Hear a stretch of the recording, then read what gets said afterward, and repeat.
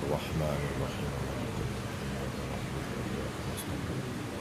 اهدنا الصراط المستقيم صراط الذين أنعمت عليهم غير المغضوب عليهم ولا الضالين صل على محمد. أعوذ بالله من الشيطان الرجيم. بسم الله الرحمن الرحيم.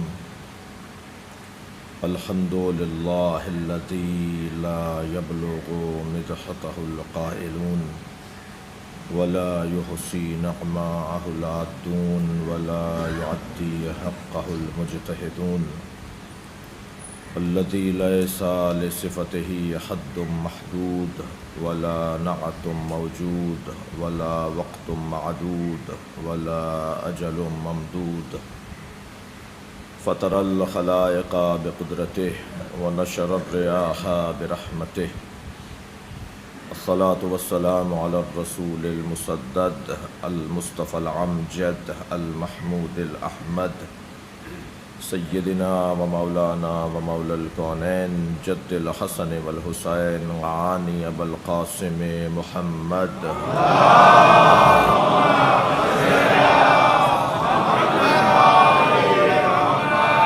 وآله الطيبين الطاهرين المعصومين الذين قال الله إنما يريد الله ليذهب عنكم الرجس أهل البيت ويطهركم تطهيرا.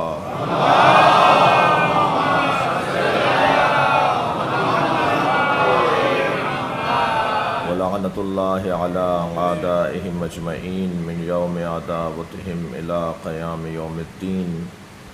أما بعد، قال الحكيم في قرآن الكريم بسم الله الرحمن الرحيم والعصر إن الإنسان لفي خسر إلا الذين آمنوا وعملوا الصالحات وتواصوا بالحق وتواصوا بالصبر.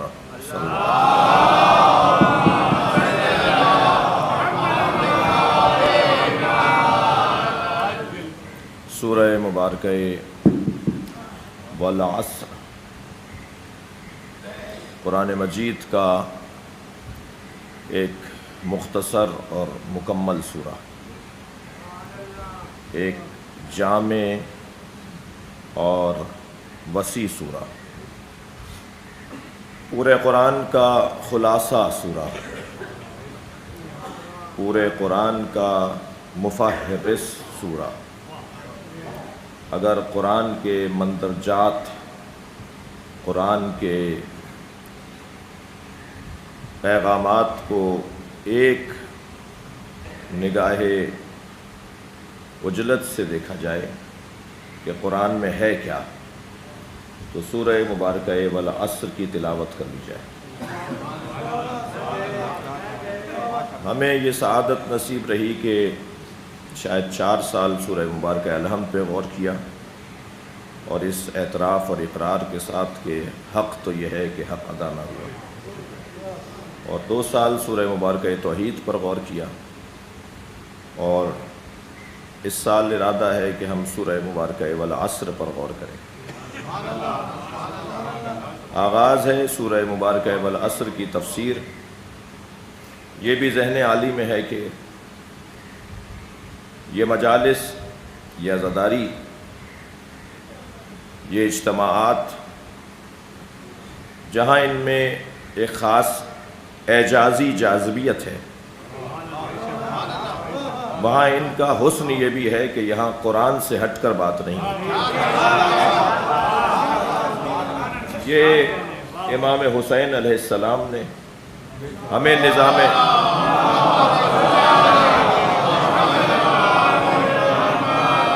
نظام ہدایت مرتب کر کے دیا ہے. قیامت تک حسین نے ہر ملک میں، ہر شہر میں، ہر محلے میں مدرسے بنا دیے.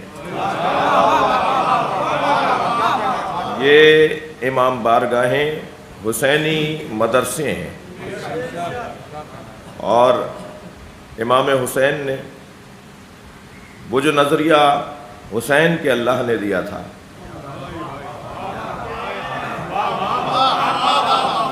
کہ معاشرے میں دو ہی نظریے پائے جاتے ہیں، صرف پاکستان دو نظریوں پہ نہیں بنا ہے، بلکہ یہ پوری کائنات اللہ نے دو نظریوں پر بنائی ہے۔ ایک نظریے کو اللہ شجرہ طیبہ کہتا ہے، اور دوسرے نظریے کو اللہ شجرہ خبیثہ کہتا ہے۔ ایک نظریے کو اللہ آیات محکمات کہہ کر یاد کرتا ہے، اور دوسرے نظریے کو اللہ آیات متشابہات کہہ کر یاد کرتا ہے۔ اگر یہ طویل فہرست مرتب کر لی جائے تو اس کا مقطع بنے گا، ایک کو اللہ حسینیت کہتا ہے اور ایک کو اللہ یزیدیت کہتا ہے۔ صلوات پڑھیں۔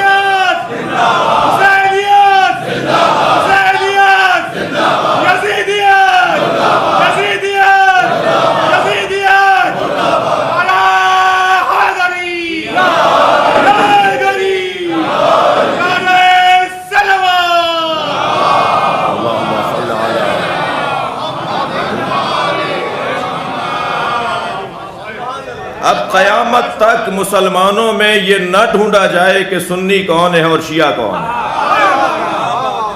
بلکہ مسلمانوں میں دیکھا جائے کہ یزیدی کون ہے اور حسینی کون ہے۔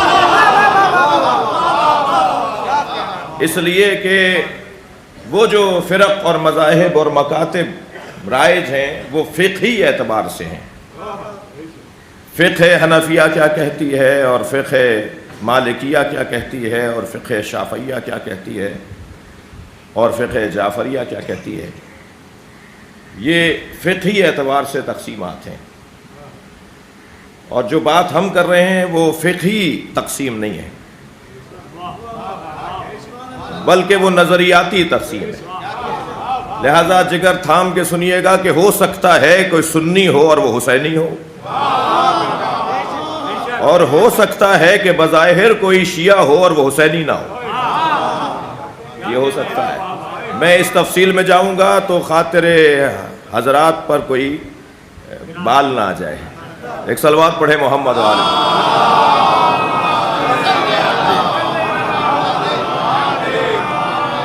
بات صرف اتنی ہے کہ یہ نظام ہدایت ہے، اور اس نظام ہدایت کو ہم کبھی امام بارگاہ، کبھی مجلس، کبھی جلوس، کبھی عزاداری، اور مختلف علاقوں میں اس کی تعبیرات مختلف ہیں، مختلف خاندانوں میں اور تہذیبوں میں اس کی عبارتیں مختلف ہیں، مگر مجموعی طور پر ایک ہی بات ہے۔ لہٰذا آپ دیکھ رہے ہیں کہ ایام عزا کی آمد پر دونوں ہی متحرک ہیں۔ وہ بھی متحرک ہیں جو حسین کا دم بھرنا چاہتے ہیں، اور وہ بھی متحرک ہیں کہ جن سے کوئی تعلق یزید کا بنتا ہے۔ لیکن عزیزان گرامی، کسی کو کوئی پریشانی کی ضرورت نہیں، میں حسینیوں سے کہہ رہا ہوں کہ کسی کو کوئی پریشانی کی ضرورت نہیں ہے۔ اس ذکر کے پیچھے جو طاقت ہے وہ اللہ کی ہے۔ آج کی اس مجلس میں مجھے کچھ دیر اسی موضوع پر رکنا ہے، لیکن تمہیدی مجلس ہے اور ابتدائی بیان ہے، اور اپنے مضمون کا بھی مختصر سا ایک تعارف کروانے کی کوشش کروں کہ سورہ مبارکہ والعصر بظاہر تو اس ایک سورہ کے اوپر 1 گھنٹے میں بھی مختصراً گفتگو ہو سکتی ہے، مگر قرآن ہے، اور کل کی ہم نے چاند رات کی مجلس میں عرض کیا تھا کہ قرآن کی ایک ایک آیت پر غور کرنا اللہ کے کلام کا حق ہے۔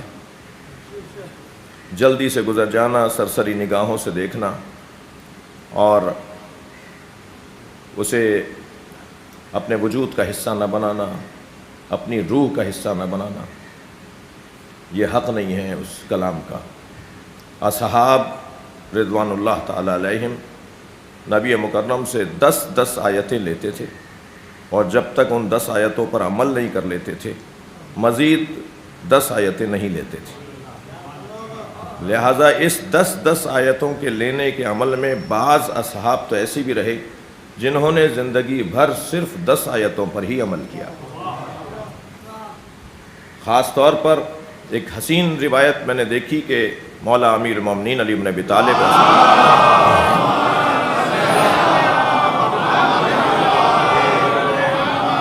حضرت ابو ذر غفاری رضوان اللہ تعالیٰ علیہ کے لیے کھڑے ہو جایا کرتے تھے۔ تو ایک محترم صحابی نے پوچھا کہ یا علی، آپ ابو ذر کا احترام معمول سے ہٹ کر کرتے ہیں؟ تو فرمایا ابو ذر 10 آیتوں کے فقیہ ہیں، اگر قرآن کی 10 آیتوں کا کوئی فقیہ ہو جائے تو وہ ابو ذر غفاری بنتا ہے، اور جو مجسم قرآن ہو اسے علی کہا جاتا ہے۔ صلوات پڑھیں محمد و آل محمد۔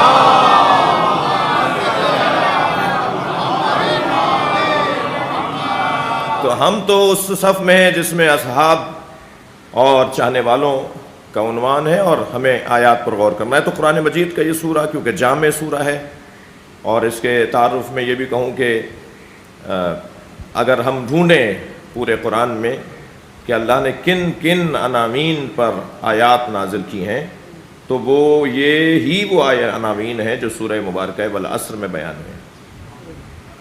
مثلاً اس کتاب کا عنوان کیا ہے؟ جیسے ہر کتاب کا عنوان ہوتا ہے تو قرآن بھی تو کتاب ہے۔ والذی انزل علیک الکتاب، اللہ نے اپنے حبیب کے قلب پر کتاب کو اتارا ہے۔ تو یہ کتاب ہے تو کتاب کا تو کوئی عنوان ہوتا ہے، مضمون ہوتا ہے، کسی مضمون پہ لکھی گئی کتاب ہوتی ہے۔ تو یہ قرآن کتاب ہے تو کس مضمون پہ اللہ نے اس کو لکھا ہے؟ لکھنے والا اللہ ہے، اس کا کمپوزر اللہ ہے، اس کا مؤلف اللہ ہے، یہ لکھا ہوا اللہ کا ہے، اس نے کتاب نازل کی ہے۔ وہ اور بات ہے کہ ہم کیونکہ مادی نگاہوں سے دیکھتے ہیں اور مادے کے اندر رہتے ہیں اور خود مادی ہیں، تو ہمیں جب تک کاغذ پر نظر نہ آئے ہم کتاب مانتے نہیں ہیں، ورنہ کتاب کاغذ پر اترنے والی اور ہے اور قلب مصطفیٰ پہ اترنے والی اور ہے۔ جو کتاب قلب مصطفیٰ پر اتری ہے اسے وہی سمجھ سکتا ہے جو قلب مصطفیٰ میں رہتا ہو۔ لہذا علامہ اقبال رحمۃ اللہ علیہ جب قرآن کی تلاوت کر رہے تھے تو ان کے ابا نے پوچھا کہ بیٹا کیا پڑھ رہے ہو؟ دقت چاہوں گا اس بات پر۔ انہوں نے کہا حضور بابا کتاب قرآن پڑھ رہا ہوں۔ قرآن پڑھ رہے تھے، پوچھا کیا پڑھ رہے ہو؟ کہا قرآن پڑھ رہا ہوں۔ کہا اسے تو سوائے مصطفیٰ کے کوئی سمجھ نہیں سکتا۔ کہا حکم ہے کہ اسے پڑھا جائے اور اس میں تدبر کیا جائے؟ کہا نہیں، یہ قلب مصطفیٰ پہ اتری ہے، قلب مصطفیٰ میں جگہ بناؤ گے تو تمہیں قرآن سمجھ میں آئے گا۔ اور حسین جملہ کہوں کہ قلب مصطفیٰ میں جگہ جب بنے گی جب قلب مصطفیٰ فاطمہ کو راضی کیا جائے گا۔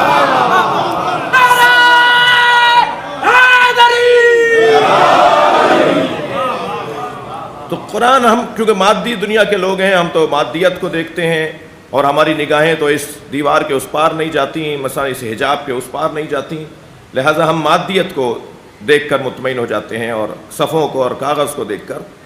ایک جملہ ایک بزرگ سے میں نے لیا، وہ آپ کو دے دیتا ہوں، اور وہ یہ کہ اللہ جب اپنا علم کاغذ پر اتارتا ہے تو اسے قرآن نام دیتا ہے، اور جب پیکر میں ڈھالتا ہے تو اسے مصطفیٰ نام دیتا ہے۔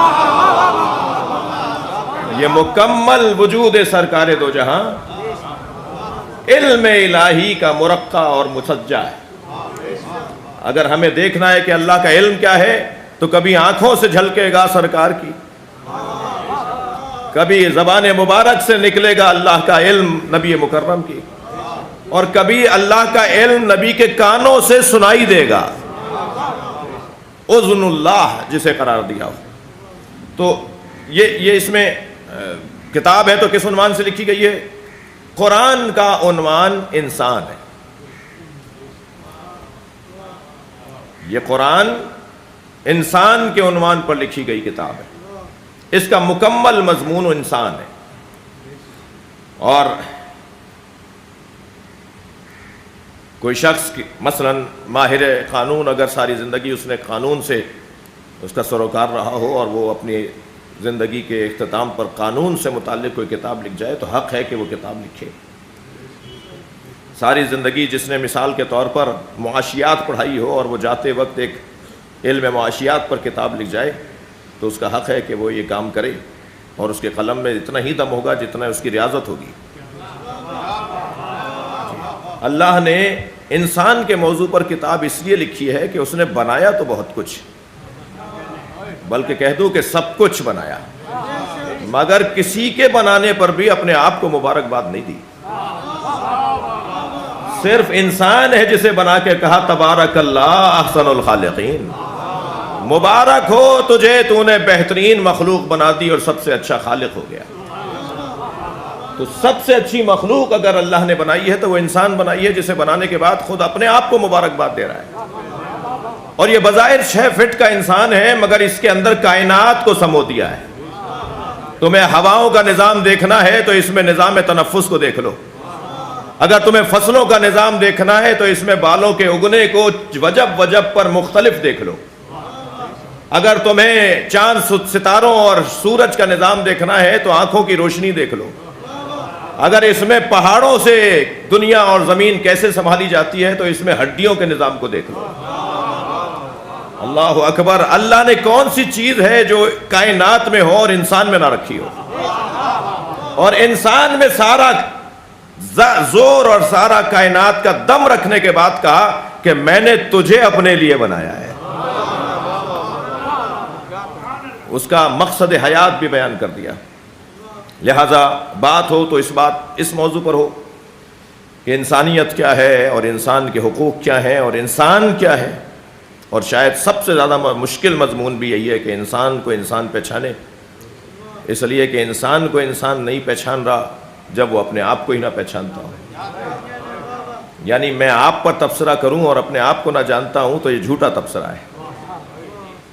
جی، اس موضوع پر بات ہو، یہ قرآن کا سورہ اس موضوع کو بیان کر رہا ہے۔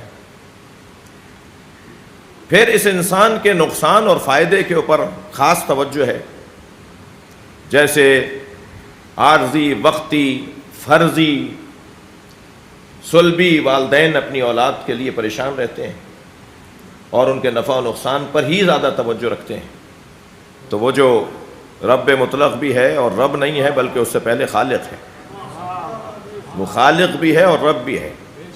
جی، اس نے بنا کر ہمیں چھوڑ نہیں دیا، جی اس نے بنانے کے بعد ہم پر مکمل توجہ کی ہے، یعنی اتنی توجہ کی ہے کہ ہماری پرورش، ہماری تربیت کا اس نے انتظام پہلے کیا ہے اور ہمیں دنیا میں بعد میں بھیجا ہے۔ حضرت آدم کو پہلے خلق کیا ہے، سمجھانے والا پہلے آئے گا، کلاس بعد میں لگے گی، استاد پہلے بھیجے گا، سمجھنے والے بعد میں آئیں گے۔ اتنا اس نے ہماری تربیت کا خیال رکھا، لہذا نفع و نقصان کے بارے میں بھی وہی طے کر رہا ہے۔ ان الانسان لفی خسر۔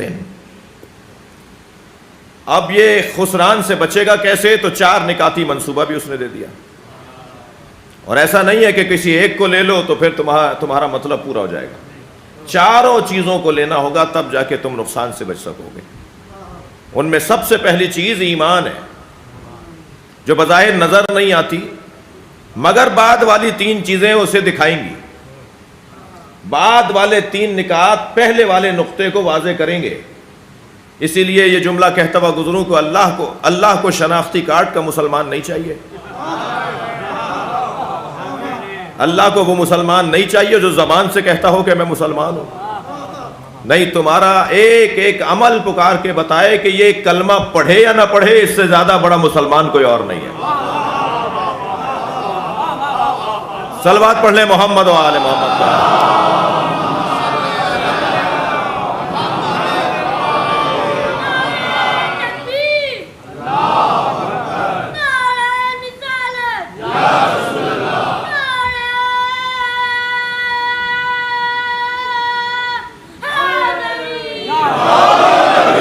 صلوات ہدیہ کریں گے محمد والے۔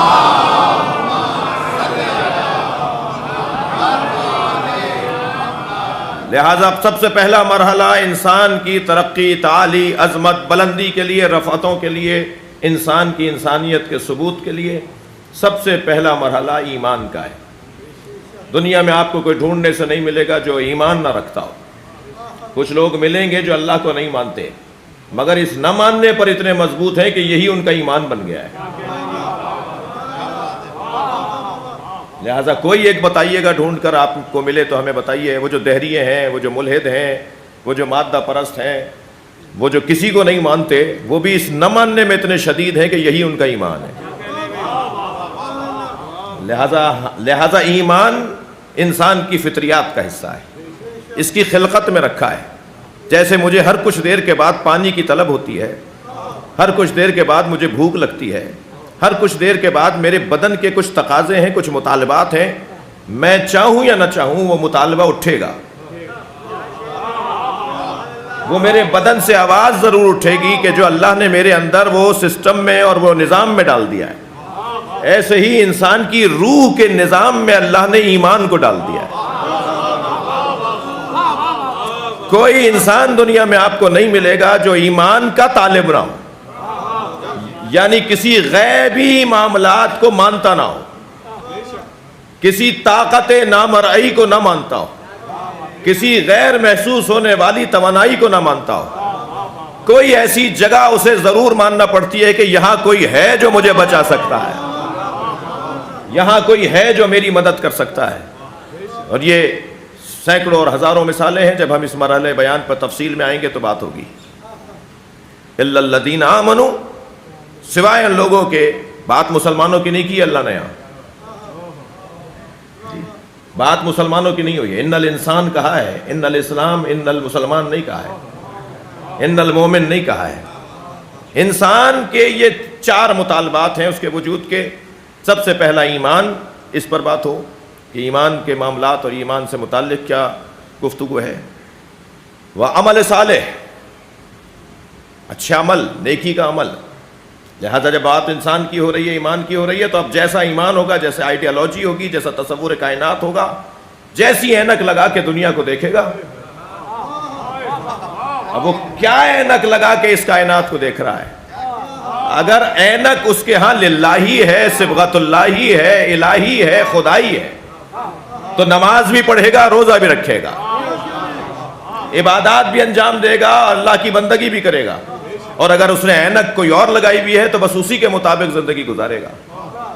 تو ایمان کے بعد عمل صالح، لہٰذا عمل صالح میں شاید مسلمانوں سے آگے اور بھی ہمیں نظر آئے، مسلمان نہیں ہیں مگر عمل صالح وہ انجام دے رہے ہیں۔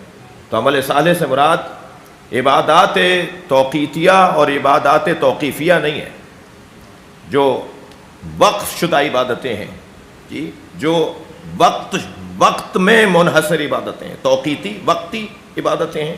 ابھی نماز ظہر واجب ہے شریعت میں، مگر میرے اوپر بھی واجب نہیں ہوئی، ہمارے اوپر نماز ظہر آج کی ابھی واجب نہیں ہوئی ہے، جی، شریعت میں لکھ دیا گیا ہے کہ جب ایسا اتنا وقت ہو جائے تو پھر تمہیں نماز ظہر پڑھنی ہے۔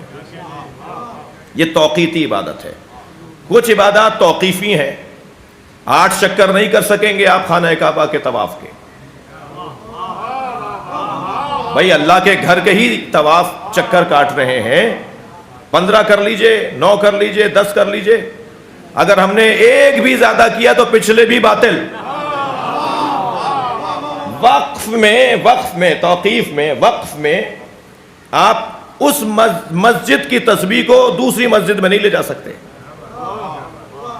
فلاں مسجد میں اگر سجدگاہوں کو وقف کر دیا گیا ہو تو سجدگاہ ہے بھائی، کسی اور مسجد میں لے جا کے رکھ دو، نہیں لے جا سکتے۔ ایسے ہی توقیفی عبادات ہیں، صفا و مروہ کے درمیان 7 ہی چکر کرنے، نہ ایک کم نہ ایک زیادہ۔ بھائی جب سب سے مشکل نماز اللہ نے پڑھوانی تھی تو 4 رکعت پڑھوا لیتا، صبح کی نماز کی بات کر رہا ہوں، سب سے مشکل نماز، رات 4 بجے سوئے ہیں، پھر 1.5 گھنٹے بعد اٹھ جاؤ، جی، خاص طور پہ کراچی والوں کے لیے تو فجر کی نماز ولایتیں لے کر آتی ہے۔ یہاں والے اگر فجر کی نماز میں پکے ہو جائیں تو بشارت دے رہا ہوں کہ اللہ ولایتیں عطا کر دے گا۔ صلوات پڑھیں ذرا محمد و آل محمد۔ مشکل ہے،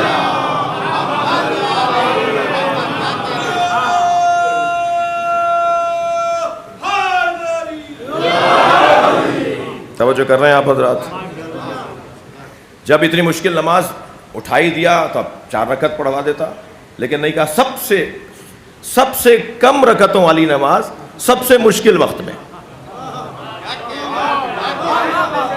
اس نے ہمیں رکعتوں کے لیے نہیں اٹھایا ہے، اس نے ہمیں اس لیے اٹھایا ہے کہ میں یاد بھی ہوں۔ صلوات پڑھیں محمد و آل محمد۔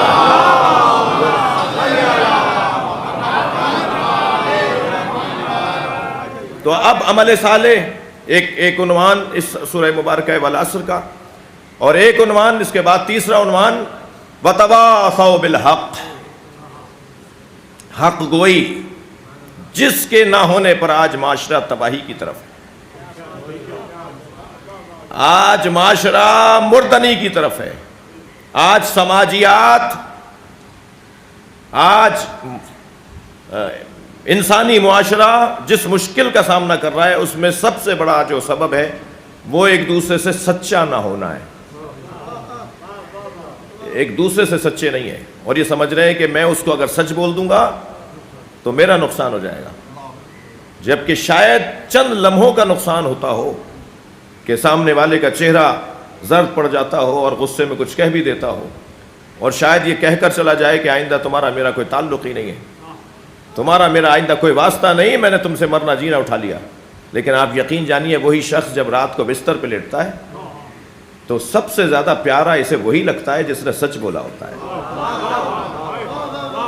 جس نے حق بات کی ہوتی ہے، جس نے سچ بولا ہوتا ہے، جس نے ہمدردی کی ہوتی ہے، جس نے عیب بتائے ہوتے ہیں، جس نے کمزوریوں کی طرف متوجہ کیا ہوتا ہے، سب سے زیادہ اچھا انسان کو وہی لگتا ہے، مگر کچھ دیر کے بعد، اس لیے کہ انسان بہت ہی مشکل کیفیت میں ہے، اسے فوراً تسلیم کر لینا اس کے لیے بہت مشکل ہے، اور اگر آپ آمادہ ہیں تو یہی جملہ کہہ دوں، یہ فوراً تسلیم نہیں کرتا، تبھی تو ہر سال ہم مجلس کرتے ہیں۔ صلوات پڑھیں محمد و آل محمد کا، اس سے بہتر اور بلند صلوات نبی کی ذات۔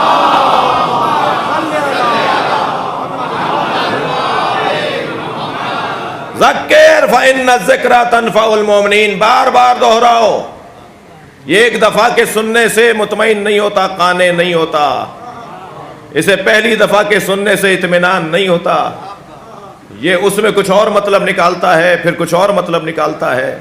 تمہارا کام ہے دروازہ بجاتے رہو، ایک دن یہ ضرور کھلے گا، تمہارا کام ہے تذکر دیتے رہو، ہوشیار متوجہ کرتے رہو، لہذا وتواصوا بالحق، اس پر بات ہو، حق گوئی اور ایک دوسرے سے سچا ہونا، اور تواصو ہے آپ مجھ سے اور میں آپ سے سچا رہوں، دونوں کی نیتیں حق کی بنیاد پر ہوں۔ اور چوتھا عنوان آپ سورہ مبارکہ والعصر ہزاروں دفعہ پڑھ چکے ہیں، اور یہ وہ سورہ ہے کہ میں ابھی اس کے حوالے سے جب تیاری کر رہا تھا تو مسیحیوں نے اس سورے پر کیا کہا ہوا ہے، غیر مسلموں نے اس سورے کو کیسے لیا ہوا ہے۔ میں نے 2 ہندو اسکالروں کی تقریریں سنی سورہ والعصر کے اوپر کہ غیر مسلم ہندو سورہ والعصر کو کیسے پڑھ رہے ہیں۔ ایک ہندو پروفیسر خاتون یہ فرما رہی تھی کہ میں نے سورہ والعصر پڑھ کر ہی تو قرآن پڑھنا شروع کیا جی، اور مجھے قرآن اس سورے نے پڑھوایا ہے۔ اب زیادہ نہ بات کروں کہ کہیں مجھ پہ کوئی فتویٰ نہ آ جائے، ایک صلوات پڑھیں ذرا محمد و آل محمد۔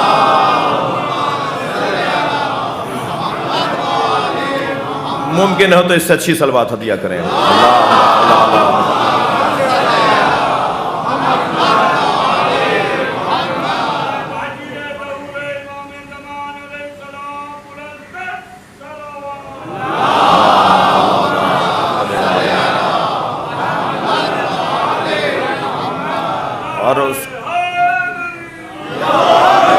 اور اس کے بعد پھر آخری عنوان جو انسان کو خسارے سے بچائے گا، نقصان سے بچائے گا، وہ عنوان ہے صبر، وتواصوا بالصبر۔ اور صبر بھی یہاں 2 طرفہ ہے، آپ مجھے برداشت کریں، میں آپ کو برداشت کروں جی، آپ میرے حق میں میدان میں ڈٹے رہیں، میں آپ کے حق میں میدان میں ڈٹا رہوں۔ ایک دوسرے کو صبر کی نصیحت کرنے سے مراد زبانی نصیحت نہیں ہے، ہاں وہ بھی ہے، لیکن وہ آسان ترین جلوہ ہے، وہ بہت سہل ترین جلوہ ہے کہ میں آپ کو صبر کی تلقین کروں، آپ مجھے صبر کی، ہم ایک دوسرے کو صبر کی تلقین کریں، یہ آسان ہے۔ لیکن اس سے زیادہ مشکل ہے کہ ہم ایک دوسرے کی خاطر میدان میں رکیں، ایک دوسرے کی خاطر کھڑے ہو جائیں جی، ایک دوسرے سے ہمدردی کریں، ایک دوسرے سے پیار کریں محبت کریں. جس بنیاد پر پیار کرنا ہے وہ انسانیت ہے. اللہ اکبر. جس بنیاد پر انسان کو ایک دوسرے سے پیار کرنا ہے وہ انسانیت ہے. میں دل جلائے بیٹھا رہتا ہوں کہ فلاں نے علی ولی اللہ تک کلمہ کیوں نہیں پڑھا. اگر فلاں علی ولی اللہ تک کلمہ نہیں پڑھ رہا تو شاید اس میں خود محرک ہوں کہ میں نے اس سے پیار ہی نہیں کیا. اگر کوئی آج تک حسین کی عزاداری میں شریک نہیں ہوا تو اس میں اس کا قصور نہیں ہے. میں نے حسین اچھا پیش ہی نہیں کیا. میں نے امام حسین کی اچھی تصویر ہی اس کے سامنے نہیں رکھی. جو حسین مولا کی تصویر تھی وہ میں نے سامنے ہی نہیں رکھی. اور شاید اس میں بڑا سبب یہ ہو کہ مجھ پر ہی حسین کی تصویر روایتاً تو واضح ہے, حقیقتاً واضح نہیں ہے. میں نے جو بڑوں سے سن لیا, کہیں سے سن لیا, وہی میں بیان کرتا چلا گیا. مگر حسین ابن علی پر تو خود میں نے اب تک غور نہیں کیا. میں کسی اور کو کیا دعوت حسین دوں؟ یہ اس صورت میں ممکن ہے جب میں کسی سے پیار کروں گا. ہم کسی سے, میں اپنے اوپر رکھ کر زیادہ بات کر رہا ہوں جن میں کمزوریوں کی پہلو ہیں جی. جب تک ہم کسی سے پیار نہیں کریں گے, محبت نہیں کریں گے, اس کو قریب نہیں لائیں گے, ہم تو مسکرا کے بات کرنے کو سمجھتے ہیں کہ اس پہ کوئی خرچہ ہو جائے گا. ہمارا چہرہ ایسے بگڑا رہتا ہے جیسے ہمارے سارے, معاف کیجیے گا میں کبھی کبھی عوامی زبان میں بات کر لیتا ہوں, خطیب بھی عوامی ہوں, جیسے ہمارے سارے جہاز ڈوب گئے ہوں, جیسے ہماری ساری زندگی تباہ ہو گئی ہو, اور ہم بات کرتے وقت ایسے منہ بگاڑ کر بات کر رہے ہوتے ہیں کہ سامنے والا آئندہ توبہ کرے گا کہ ان سے تو بات بھی نہیں کرنی. اتنا بھی قریب نہیں آؤں گا اس کے جتنا آج آ گیا تھا غلطی سے. اگر کوئی شخص, میں اپنے بچوں اور جوانوں کو زیادہ نصیحت کروں گا, اگر کوئی شخص آپ کو ایک مرتبہ دیکھے تو اس کا حق ہے کہ آپ بھی اسے ایک مرتبہ دیکھیں. شرعی تقاضوں کا خیال رہے. صلوات پڑھیں ذرا محمد و آل محمد.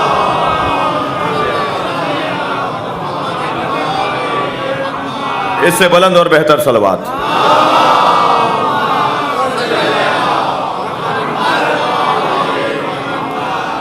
مسکرا کے دیکھنے میں, اچھا ہمارے ہاں اتنا زیادہ ہمیں اس ملک کے اندر فرقہ واریت اور تناؤ کھچاؤ اور تعصب کے اندر مبتلا کر دیا کہ ہمارے رویے بدلنا شروع ہو گئے. ممکن ہے کوئی کیسا مولانا میں متعصب نہیں ہوں, لیکن آپ متعصب نہیں ہیں, مگر چھینٹیں تو تعصب کی آپ پر بھی آتی ہیں, کیونکہ آپ اسی ماحول میں رہتے ہیں, آپ اسی گلی سے گزرے ہیں جہاں سے طرح طرح کے گندیدہ پانیوں کا گزر ہے. لہٰذا ہم نہ چاہتے ہوئے بھی تعصب کا شکار ہو جاتے ہیں. مثلا اگر کوئی بڑی داڑھی والا نظر آئے تو کیونکہ یہ حلیہ معمولاً شیعوں کا نہیں ہوتا, اگرچہ خاص شیعوں کا یہ حلیہ ہے, ہمارے سارے مراجع تقلید کی داڑیاں لمبی ہیں, ہمارے تمام ائمہ کی داڑیاں بڑی تھیں, تمام اصحاب ائمہ کی داڑیاں بڑی تھیں, لیکن کیونکہ عام طور پر تو وہ بڑی داڑھی والا نظر آتا ہے تو فوراً ہمارا ذہن جاتا ہے کہ جی یہ ہم میں سے نہیں ہے. پائیں چاہ تھوڑا سا اوپر کر کے نماز پڑھنا ہمارے یہاں بھی مستحب ہے, اور ہم کہتے ہیں جی چھوٹی شلوار, مجھے معاف کیجیے گا. یعنی اتنا اس ماحول نے ہمیں تقسیمات, یعنی ان چیزوں سے ہم تقسیم ہو گئے. تھوڑی سی کڑوی باتیں ہو جائیں, ہم ان چیزوں سے ایک دوسرے سے دور ہوتے چلے گئے. ہم ایک دوسرے کے پیچھے نماز پڑھنا تو دور کی بات ہے, ایک دوسرے کے ساتھ کھڑے ہو کے نماز پڑھنے کے روادار نہیں ہے. وہ بریلویوں کی مسجد ہے, اگر اس میں دیوبندی چلا گیا تو دھکا پڑے گا. وہ دیوبندیوں کی مسجد ہے, اگر اس کے اندر سلفی چلا گیا تو اس کے ساتھ کیا ہوگا. اور وہ سلفیوں کی مسجد ہے, اگر اس میں کوئی شیعہ چلا گیا تو اس کے ساتھ کیا ہوگا. پوری مسجد دھوئیں گے بعد میں. جی بہت عجیب ماحول ہے. ہم ایک دوسرے سے سچے نہیں ہیں, ہم ایک دوسرے کو سمجھا نہیں پا رہے, پیار نہیں کر رہے. انسان بحیثیت انسان جی, اور تھوڑی بہت کبھی کوئی کوشش کرتا ہے تو اس کے ساتھ جو مسائل ہوتے ہیں وہ اسے زیادہ پتہ ہے. جی ہم تو آسان اور سادہ اور سستا اور آسان کام کرنے کے عادی ہو گئے ہیں. مجموعی طور پہ بات کر رہا ہوں, کوئی مجھ سے خفا نہ ہو. ہمارا یہ چند ادارے ہیں, ان میں سے ایک اسکول میں گیا تو ہم نے پوچھا جی کیا ہے تعداد بچوں کی کتنی ہے. وہ محترمہ سے پوچھا تو انہوں نے کہا جی اتنے بچے ہم نے پچھلے دنوں نکال دیے ہیں, اتنے بچے ہم نے. میں نے کہا جی کیوں نکال دیا آپ نے بچوں کو؟ کہنے لگے وہ پڑھنے والے نہیں تھے. تو میں نے کہا پھر اس میں آپ کا کیا ہنر ہے؟ اگر نہ پڑھنے والے بچوں کو آپ نکال دیتی ہیں اور پڑھنے والوں کو رکھ لیتی ہیں تو پھر آپ نے کیا کیا؟ وہ بچہ تو خود پڑھ رہا ہے نا, آپ نے اسے رکھ دیا ہے کہ جو پڑھ رہا ہے, جو نہیں پڑھ رہا اسے آپ نے نکال دیا. ہنر تو یہ تھا کہ انہیں رکھتی جو پڑھنے والے نہیں تھے. تب پتہ چلتا کہ آپ میں دم و طاقت کتنی ہے. ہم تو عبادت گزاروں سے دوستی کرتے ہیں, داڑھیوں والوں سے دوستی کرتے ہیں. میں ان دوستیوں کے اوپر منفی تبصرہ نہیں کر رہا. ہم تو مذہبی لوگوں کے ساتھ بیٹھتے ہیں, ہم تو ان لوگوں کے ساتھ بیٹھتے ہیں کہ جو نماز جماعت میں برابر جاتے ہوں, حج ان کا کبھی مثلا زندگی میں انہوں نے حج واجب ادا کر لیا ہو, زکوٰۃ برابر دیتے ہیں, خمس کے پابند ہیں. ہمیں وہ زیادہ اچھا لگتا ہے, مگر ہمیں وہ اچھا نہیں لگتا کہ جس کے مثلا چہرے پہ داڑھی نہیں ہے. مثال کے طور پر وہ کسی ایسی جگہ جاتا ہے کہ جہاں آپ جانا شرم محسوس کرتے ہیں. مثلا اس کا جو حلقہ احباب ہے وہ نہ ہنجاروں کا ہے اور نہ بکاروں کا ہے مثلا. جی ہم تو ان سے دور دور رہتے ہیں کہ نہیں اگر ایسا ہو گیا تو کیا ہوگا. آیت اللہ خمینی کے محافظوں میں 2 محافظوں کی داڑھیاں نہیں تھیں, تو کسی مجھ جیسے بندے نے ان سے جرأت کر کے کہہ دیا کہ جی آپ کے تو اتنا بڑا مجتہد مرجع تقلید, اتنا بڑا انقلاب اور دین اور اسلام اور کردار اور عمل کی باتیں کرنے والی شخصیت, اور جس نے عملی طور پہ اسلام کو نشاط ثانیہ اس صدی میں دیا ہو, اس کے برابر میں کھڑے ہوئے کہ داڑھی نہیں ہے. تو انہوں نے فرمایا یہ اس کا ذاتی عمل ہے, کیا معلوم کہ میرے رویوں کے بعد وہ داڑھی رکھے, اور میرے کہنے سے اگر داڑھی رکھے گا تو کسی کے کہنے سے کاٹ بھی دے گا. وہ خود سوچے کہ وہ کیا کام انجام دے رہا ہے. تو ہم بہت ساری تنگیوں کا شکار ہیں, مجھے معاف کیجیے گا, بہت ساری گھٹنوں کا شکار ہیں.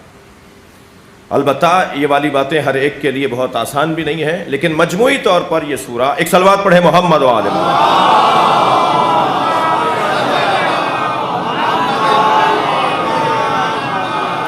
مجموعی طور پر یہ سورہ ہمیں انسانیت کا پیغام دیتا ہے اور انسانی تقاضوں کا درس دے رہا ہے.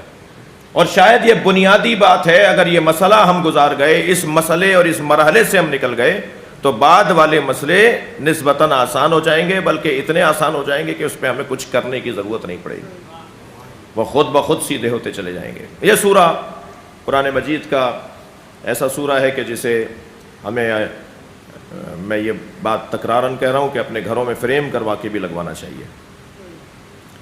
پورے قرآن کے چھوٹے چھوٹے خانے برکت کے لیے, اور جن بھوتوں کو دور کرنے کے لیے, اور تعویذ اور ٹونوں سے بچنے کے لیے بہت سے لوگوں نے پورا فریم لگوایا ہوا ہے. چھوٹے چھوٹے خانے بنے میں, بچوں کو بھی نہیں پتہ ہوتا یہ کیا ہے, سب کسی کو پتہ بھی نہیں ہوتا یہ کیا لگا ہوا ہے, وہ مگر ابا کو پتہ ہے کہ یہ ہم نے یہاں سے جین بھگانے کے لیے لگایا ہے. وہ قرآن پورا ایک لمبے سے ایک بڑے سے فریم میں ملتا ہے, وہ اردو بازار میں لوگ لا کے اس کو لگواتے ہیں گھر میں, تو اس پتہ بھی نہیں ہوتا کہ کیا لگوا. لیکن وہ سورے لکھوائے جائیں, وہ آیتیں لکھوائی جائیں کہ جسے آتے جاتے ہم دیکھیں تو ہماری روح پر اس کا اثر ہو, ہمارے احساسات, جذبات, ہمارے رویوں پر اس کا اثر ہو, ہمارے طور طریقوں پر اس سے فرق پڑنا شروع ہو جائے, اور آتے جاتے قرآن ہم سے بات کر رہا ہو, ہمیں سمجھا رہا ہو. اگر آپ اللہم صلی علی محمد و آل محمد یہ درود جو ہے وہ تغرا بنوا کر فریم کروا کے اپنے ڈرائنگ روم میں لگا دیں گے تو نہ چاہتے ہوئے فریم ہم سے صلوات پڑھوائے گا.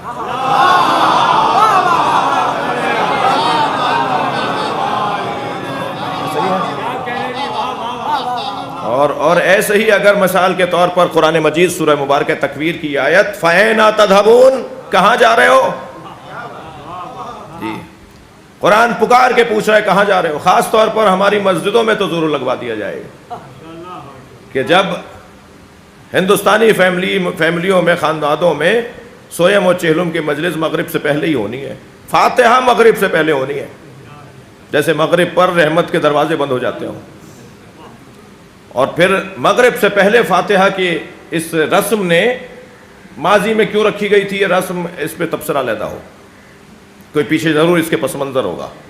لیکن مغرب سے پہلے فاتحہ پڑھوانے کے اس عمل نے نماز جماعت چھڑوا دی. سارے نمازی مسجد میں داخل ہو رہے ہیں اور مرحوم کے رشتہ دار مرحوم کے گھر جا رہے ہیں، اور دنیا دیکھ رہی ہے کہ شیعہ مسجد چھوڑ کے جا رہے ہیں اذان سننے کے بعد۔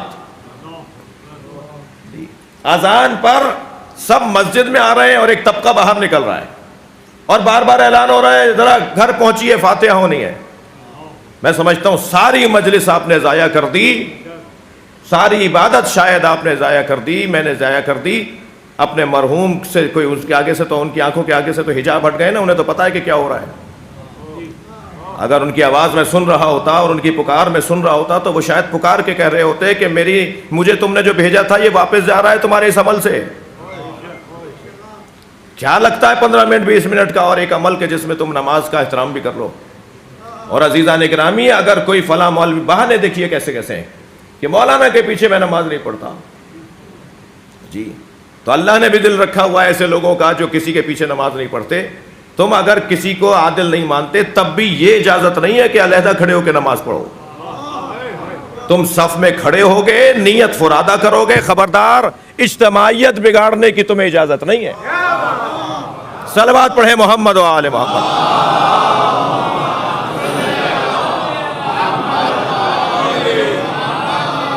اس سے بہتر صلوات نہیں گزر۔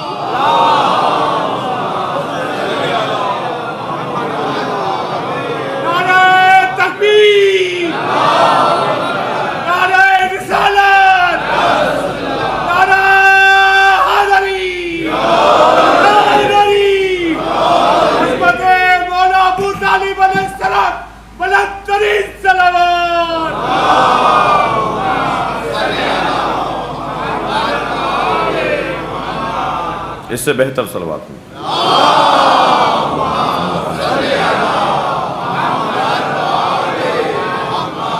عزیزان گرامی، گفتگو اور عنوان آپ کے ہاتھ میں ہے اور کل سے بات آگے بڑھے گی، مگر جو سوچا ہے طالب علمانہ انداز سے اپنی کم علمی اور کم مائیگی کا احساس اور اعتراف کرتے ہوئے، تو ہم ان دنوں میں عصر مصطفیٰ پہ غور کریں گے، کیونکہ اللہ نے قسم نبی کے زمانے کی کھائی ہے،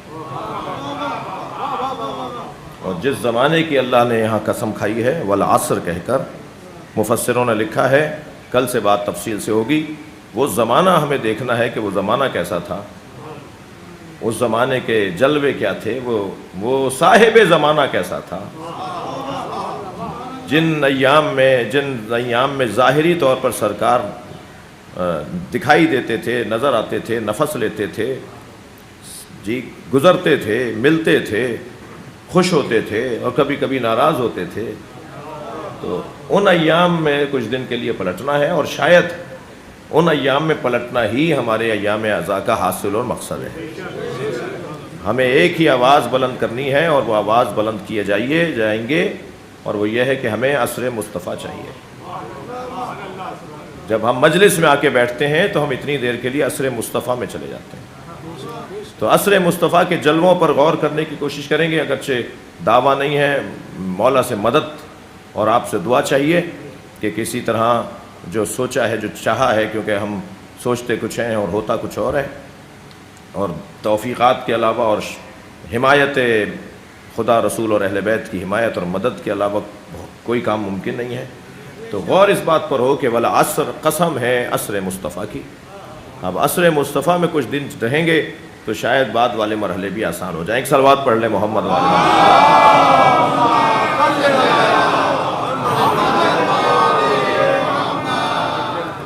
عزیزان گرامی، اس عصر میں آج کے بیان کو پھر کل کے بیان سے مسلسل کریں گے۔ اس عصر میں جسے عصر مصطفیٰ کہا جاتا ہے، اس عصر میں ہمیں جو چیز شدت سے نظر آتی ہے وہ حسین سے پیار ہے، وہ نبی مکرم کا امام حسین سے پیار ہے۔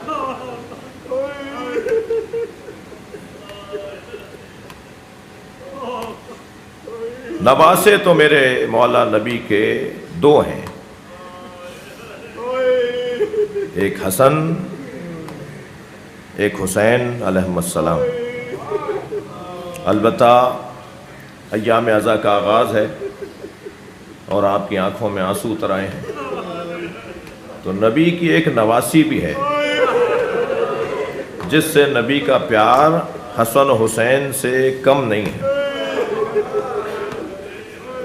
وہ زینب کبریٰ سلام اللہ علیہا، جن کے چہرے میں نبی کو خدیجہ نظر آتی تھی۔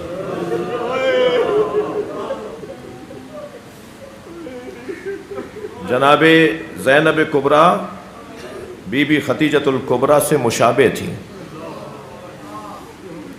آپ کا جو شمائل لکھے ہیں وہ بی بی خدیجہ سے مشابہ ہیں۔ کچھ لوگ تصورات میں کہیں پہنچے ہوں گے، اگر جناب زینب کا چہرہ مبارک بی بی خدیجہ جیسا تھا، اگر جناب زینب کا قد مبارک جناب خدیجہ جیسا تھا، تو شاید امام حسین اس لیے لائے ہیں کہ جن کے آباء و اجداد نے بی بی خدیجہ سے مال لیا، خدیجہ نے جن کے بزرگوں کو مال دیا، قرضے دیے، شاید کسی کو حیا آ جائے، شاید کسی کو حیا آ جائے۔ مگر رونے والوں، بغض اور حسد کا حال یہ تھا کہ حبیب کا لاشا تو یہ کہہ کر اٹھا لیا کہ ہم نے حبیب کا نمک کھایا ہے۔ اجرکم اللہ، آغاز محرم ہے، زہیر قین کا لاشا تو یہ کہہ کر اٹھا لیا کہ ہم نے زہیر کا نمک کھایا ہے۔ ایک ایک سردار کے لاشوں کو اٹھایا جاتا رہا۔ شاید جناب زینب یہ سوچ رہی ہوں کہ اب کوئی بڑھ کر کہے گا کہ ہمیں حسین کی نانی نے قرضہ دیا تھا، ہمیں حسین کے نانا نے معاف کیا تھا، ہمیں حسین کے بابا نے یہ عطا کیا تھا۔ مگر عزاداروں، سارے لاشیں اٹھا لیے، ایک زہرا کے لال کا لاشا کربلا کے بیابان میں تنہا رہا، اور مشرق کے گھوڑے مغرب دوڑ گئے۔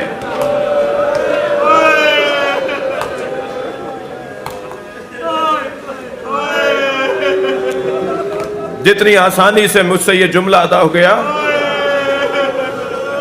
کہ مشرق کے گھوڑے مغرب دوڑ گئے، ایک ایک گھوڑے کے سم پر زینب سے کوئی پوچھے کیا گزر رہی تھی علی کی بیٹی پر؟ اجرکم اللہ، اجرکم اللہ۔ اللہ آپ کو کسی غم میں نہ رلائے، سوائے غم اہل بیت میں، ہمیں رونے اور رلانے والوں میں قرار دے۔ شاید اللہ نے حضرت علی اکبر کو شبیہ مصطفیٰ اس لیے بنایا تھا، اور شاید صبح عاشور کی اذان علی اکبر سے اس لیے کہلوائی تھی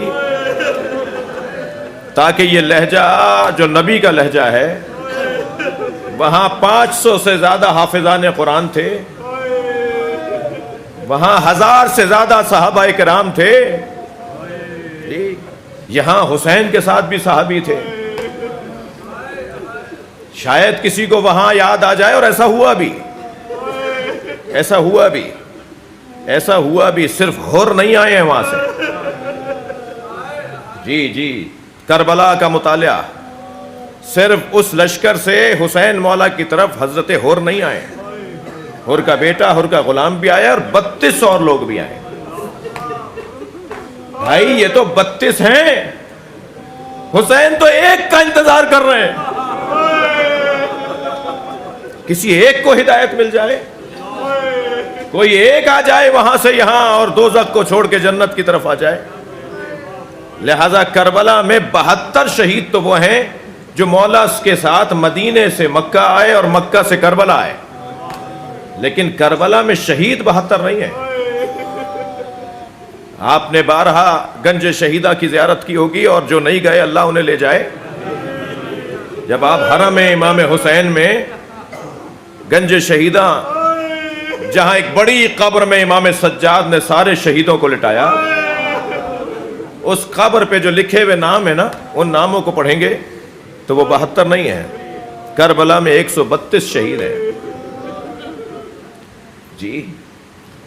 لیکن عزیزو، اس حسین نے انتظام تو بہت کیا، کسی طرح ایک انسان کو بھی ہدایت مل جائے۔ حتیٰ میں پڑھ رہا تھا کہ میرے مولا نے 10 لوگوں کی گردن تک تلوار لا کر تلوار کو ہٹا دیا اور اسے بھاگنے دیا، اسے بچنے کا موقع دیا۔ یزیدی لشکر کا ایک سپاہی جب اس نے 1 2 3 نہیں 10 لوگوں کو، 12 لوگوں کو دیکھا کہ حسین مار دیتے، مر گیا تھا، مگر حسین نے تلوار ہٹائی تاکہ بھاگے، چھوڑ کر چلا جائے، تو وہ اپنے گھوڑے پر حسین کے جہاں امام جا رہے تھے وہاں سامنے آ کے دور سے آواز لگاتا ہے، جس طرف امام کے گھوڑے کا رخ تھا وہاں سامنے آ گیا اور دور سے آواز لگا کے کہا کہ میں دیکھ رہا ہوں کہ آپ کچھ لوگوں کو چھوڑ دیتے ہیں۔ تو امام نے وہیں سے آواز دے کر کہا اس کی نسل میں مومن آنے والا ہے۔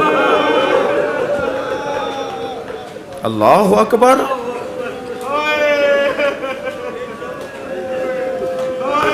حسین چاہتے ہیں کوئی ایک ہدایت پا جائے۔ میں کہتا ہوں اس وقت پوری دنیا میں مجالس ہو رہی ہیں، ان مجالس کے نتیجے میں اگر ہر مجلس میں کسی ایک کا معاملہ بھی ٹھیک ہو جائے، کسی ایک کا رویہ بھی بہتر ہو جائے، کہ ایک بھی بہتر انسان ہو جائے، تو حسین مولا کی آرزو پوری ہو جائے گی۔ عزادارو، آج پہلی محرم ہے، چلیے مدینے میں قافلہ تیار ہو رہا ہے، جو رونے آئے ہیں وہ اپنی آوازوں کو آزاد کریں گے۔ جب آپ مجلس میں بلند آواز سے رو رہے ہوتے ہیں تو آپ کی یہ عاجزی اہل بیت کو اچھی لگتی ہے، آپ کا یہ فقر، آپ کی یہ عاجزی، اجرکم اللہ، اجرکم اللہ، خدا کسی غم میں نہ رلائے۔ چلیے مدینہ چلیے، وہاں قافلہ تیار ہو رہا ہے، حسین مولا مدینہ چھوڑ رہے ہیں۔ میرے مولا نے حضرت عباس کو بلا کر کہا عباس قافلہ تیار کرو، محمل آمادہ کرو، اور ایک ایک بی بی کو جا کر ایک فہرست مرتب کی امام حسین نے۔ اگر آپ کے گھر کا بڑا، بچے ذرا زیادہ محسوس کریں گے، آپ کے گھر کا بڑا یہ کہے کہ میں فلاں سفر پہ جا رہا ہوں، میرے ساتھ گھر کے 3 لوگ جائیں گے، اور یہ نہ بتائے کہ وہ 3 لوگ کون ہیں۔ اگر گھر میں 8 بچے ہیں تو 8 منڈلاتے رہتے ہیں، ابا ہمارا نام بھی لکھ کیا۔ امام نے فرمایا کہ جو میرے ساتھ جائے گا میں نے اس کی فہرست مرتب کی ہے، تو سب کو یہ آرزو تھی کہ میں بھی حسین کے ساتھ جاؤں۔ میرے بڑوں نے پڑھا ہے اس لیے پڑھ رہا ہوں، وہ جو ساتھ جانے کی آرزو میں تھے ان میں ایک بیٹی بھی تو ہے۔ اجرکم اللہ، اجرکم اللہ، اجرکم اللہ۔ مولا عباس کو فہرست دی گئی کہ عباس یہ محملوں میں بیٹھیں گے، اور جن کے نام نہیں تھے، اب میرا دل کہتا ہے، کچھ کتابوں میں تو نہیں لکھا مگر انسانی احساسات تو سمجھے جا سکتے ہیں، میرا دل کہتا ہے کہ جن کے نام نہیں تھے وہ عباس مولا کی آزمائش تھی کہ کیسے انہیں کہیں کہ آپ کا نام نہیں ہے۔ جو نام نہیں تھے ان میں 4 معمر بیویاں بھی تھیں، جو نام نہیں تھے ان میں ایک بیٹی بھی ہے۔ جب قافلہ تیار ہونے لگا، محملیں لا کر لگائی گئیں، تو ہر محمل کا پتہ تھا کہ اس میں کون بیٹھے گا۔ مقتل نے لکھا ہے، تاریخ نے لکھا ہے کہ بعض محملوں میں 1 سے زیادہ بیویاں بیٹھتی تھیں، اور بعض محملوں میں 1 بیوی بیٹھتی تھی، اور جب محمل لا کے لگائی جاتی تھی تو آواز دی جاتی تھی اس در اشرف پر کہ اب بی بی رباب آ رہی ہیں، اب جناب ام لیلہ آ رہی ہیں، اب جناب ام فروہ آ رہی ہیں۔ ایک ایک بی بی آ کر، تھکیں گے نہیں جنہیں رونا آ رہا ہے، ایک ایک بی بی آ کر اپنی اپنی محمل میں بیٹھتی رہی۔ مگر سنیں گے عزاداروں جب آواز دی نا کہ زینب آ رہی ہیں، یقین جانیے بنی ہاشم کا ہر جوان کھڑا ہو گیا۔ حسین وہاں سے چلے، علی اکبر وہاں سے بڑھے، عباس مولا نے تو پیروں میں رکابوں کو تھاما، بڑی شان سے زینب کو بٹھایا۔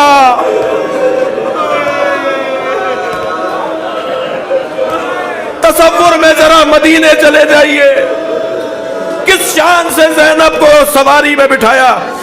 اب 11 محرم آ جائیے، اپنے تصورات کو 11 محرم میں لے آئیے کہ جب زینب اونٹ پر بٹھائی جا رہی ہے، اللہ آپ کو شام جناب زینب کی زیارت کرنے لے جائے۔ جب آپ بی بی کا زیارت نامہ پڑھیں نا تو پہلے ہی صفحے پہ لکھا ہے سلام ہو اس بی بی پر جو 11 محرم کو جب اونٹ پر بٹھائی جا رہی تھی تو بار بار نہر کی طرف مڑ مڑ کر دیکھ رہی تھی، اور بالآخر ایک جملہ کہہ دیا، عباس اٹھو۔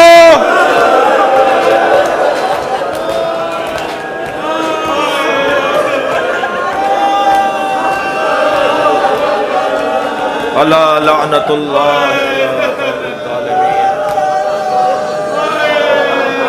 فسيعلم الذين ظلموا۔